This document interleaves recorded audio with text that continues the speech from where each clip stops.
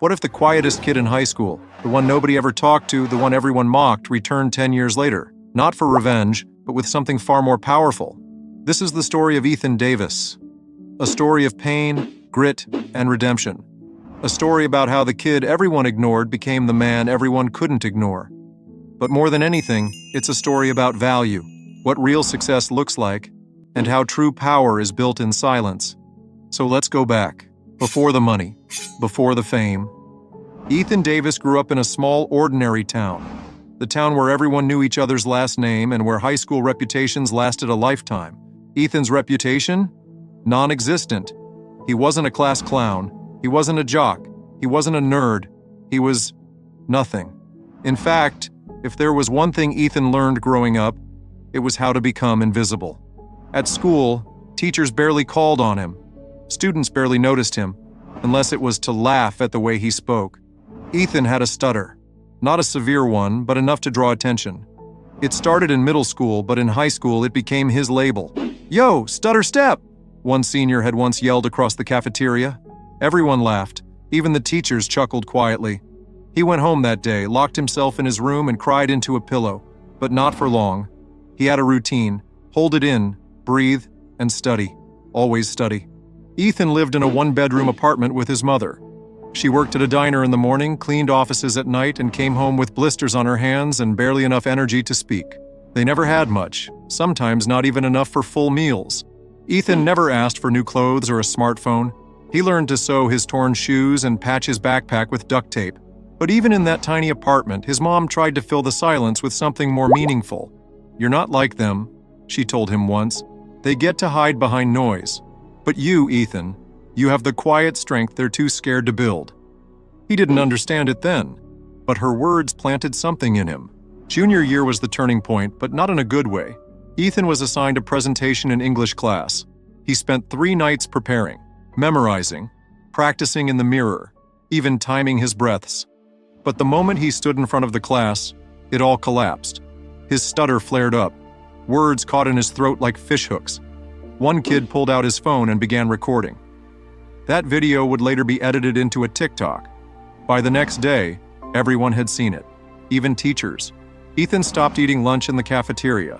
He started skipping classes. Once he even considered transferring schools, but he didn't. He stayed, and that decision changed everything. Instead of letting shame consume him, Ethan did what he always did. He retreated into learning. But this time it wasn't textbooks or schoolwork. It was YouTube videos, Reddit threads, free courses, blog posts, search after search, how to make money online with no skills.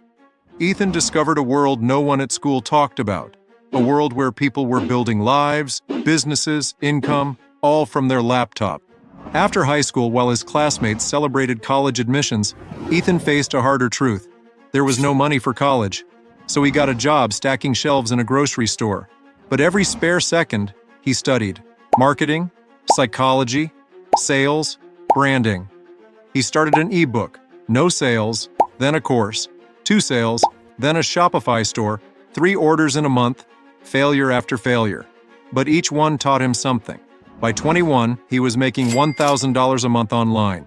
By 23, he was at $10,000. By 25, his e-commerce brand had crossed $1 million in total revenue.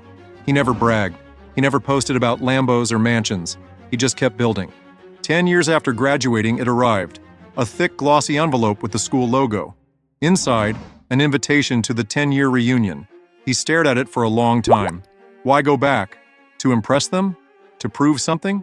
He almost tossed it, but something inside said, "Go, not for them, for you." The reunion was held at a banquet hall just down the road from the school.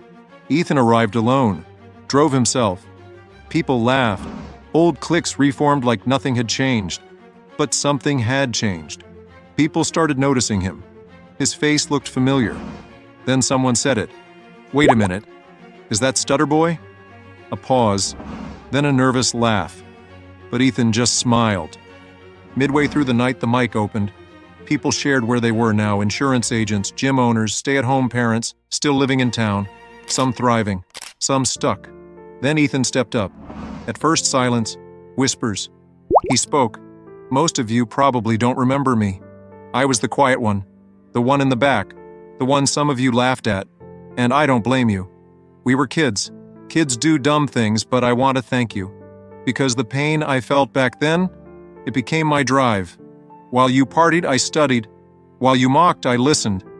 And while you chased trends, I chased truth. He paused. I didn't come here to boast. I came here to tell the quiet kids in this room, you don't need applause to matter. You don't need a crowd to be powerful. Just keep going, silence. Ethan didn't just give a speech, he left behind something else. A handwritten envelope inside a $10,000 donation to the school library, with a note for the quiet kids. Build them a space to dream. He didn't wait for recognition. He walked out, quietly, just like he used to. Only this time, he left a legacy. Ethan's story isn't about becoming rich, it's about becoming whole. He didn't win by shouting louder, he won by working in silence. He didn't seek revenge, he chose purpose. And the biggest flex? He forgave.